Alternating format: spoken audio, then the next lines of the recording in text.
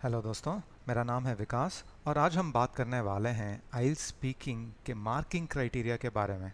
आप सोच रहे होंगे कि मार्किंग क्राइटेरिया से मेरा क्या मतलब। आप अगर मार्किंग क्राइटेरिया समझेंगे नहीं तो आप कैसे समझ पाएंगे कि एग्जामिनर आपको किस बेसिस पे मार्क दे रहे हैं। तो देर आर 4 मार्किंग क्राइटेरियाज। पहला वाला है फ्लुएंसी और cohesion, second one is vocabulary and lexical resources, तीसरा है ग्रामर और चौथा है प्रोनाउंसिएशन। अब हम जाएंगे हर एक मार्किंग क्राइटेरिया को डिटेल में एक्सप्लेन करने के लिए। पहला है फ्लुएंसी और कोहेजन। इसका मतलब ये है कि एग्जामिनर एक्सपेक्ट करता है कि आप स्मूथली बात करें और आप एक मॉडरेट पेस में बात करें। एज इंडियंस और एशियंस हमारे आदत ये होती है कि हम हाई रेट ऑफ स्पीच में बात करते हैं। इसका मतलब ये है कि हम बहुत जल्दबाजी में होते हैं, बहुत जल्दी जल्दी बात करके ख़त्म करना चाहते हैं। और स्पेशली जब हम इंग्लिश बात कर रहे होते हैं, हम बहुत ही जल्दी बात करते हैं। इसकी वजह से समझने में बहुत दिक्कत होती है। एक और द सब पैरामीटर है कि आप सेंटेंसेस को रीस्टार्ट नहीं करते हैं। इसका मतलब ये है कि अगर आप मिस्टेक भी करते हैं तो मेक इट अ पॉइंट कि आप सेंटेंसेस को रीस्टार्ट नहीं कर रहे हैं और बात करने में आप हेजिटेट नहीं कर रहे हैं। और आपके सेंटेंसेस वेल फॉर्म्ड होना चाहिए और आप एक अप्रोप्रिएट स्टोरी दे रहे हैं। इसका मतलब ये है कि जब आपको टॉपिक दिया जाएगा आप रैंडमली मतलब कुछ भी फैक्ट्स जोड़कर स्टोरी नहीं बनाना चाहिए। आपको उसके टॉपिक के अप्रोप्रिएट पॉइंट्स बना के और आपको उसके बारे में बात करना चाहिए। नेक्स्ट मार्किंग क्राइटेरिया होता है वोकैबुलरी। वोकैबुलरी में ज़्यादातर हिंदी स्पीकर्स या नेटिव स्पीकर्स यू नो हमें ज़्यादा वर्ड्स नहीं पता होते हैं इंग्लिश में। तो आप जिस वर्ड के बारे में आप श्योर नहीं है आप वो यूज़ नहीं कीजिएगा। लेकिन अगर आपको आता है और आपको यूज़ करना आता है तो आप यूज़ करिएगा।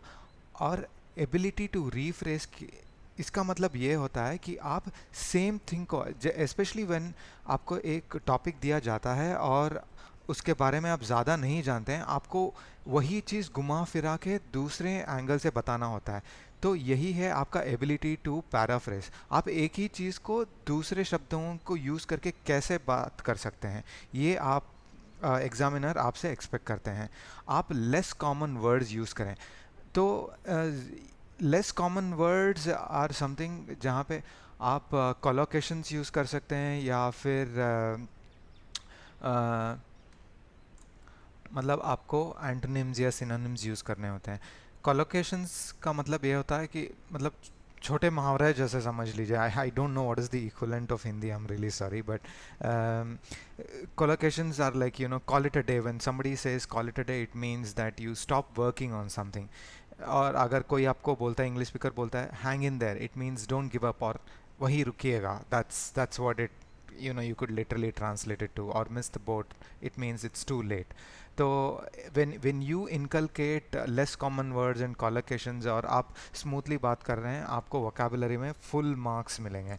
नेक्स्ट पैरा मार्किंग क्राइटेरिया है ग्रामर और एक्यूरेसी।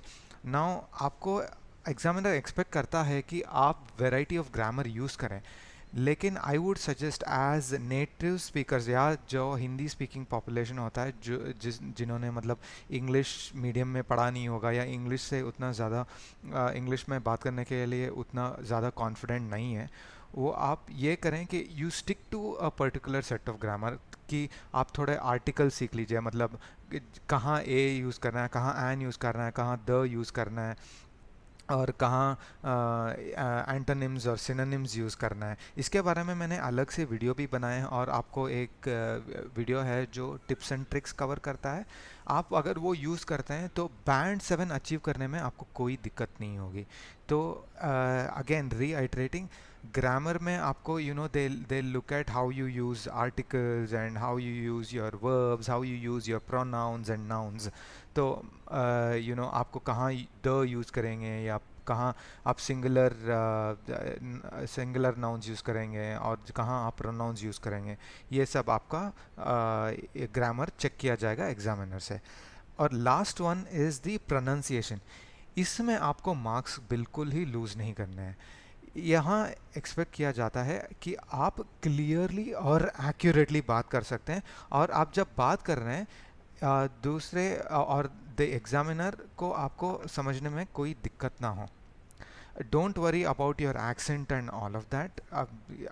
ऐसा एक्सपेक्ट नहीं किया जाता कि आप सीमलेसली इंग्लिश बात कर रहे हैं, लेकिन आप जो बात कर रहे हैं वो सीमलेसली समझ लेना चाहिए एग्जामिनर को। So keep in mind guys, regardless of जो मैंने आपको मार्किंग क्राइटेरिया चारों समझाए, अल्टीमेट ये होता है कि आप जब आइल स्पीकिंग की एग्जामिनेशन हॉल में जाएंगे या वो रूम में जाएंगे, आप कॉन्फिडेंस से बात कीजिएगा, स्मूथली बात कीजिए और स्लोली बात कीजिए। आप जब स्लोली बात करेंगे तो ऑटोमेटिकली आप जो बता रहे हैं वो समझ में आ ही जाएगा, and it becomes easier for the examiner to give you marks. तो आप जब आराम से कॉन्फिडेंटली बात करेंगे, आपका थॉट प्रोसेस जो है वो भी क्लियर हो जाएगा। So make it a point that आप क्लियरली, स्लोली और स्मूथली बात करेंगे, बाकी सब it will fall in place. So I have made some other videos as well, please feel free to check it out.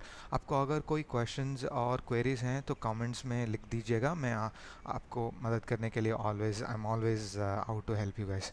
And I'm sorry about my Hindi, it's not that great, but मैं पूरी कोशिश करूँगा कि आपको समझ में आए. Thank you.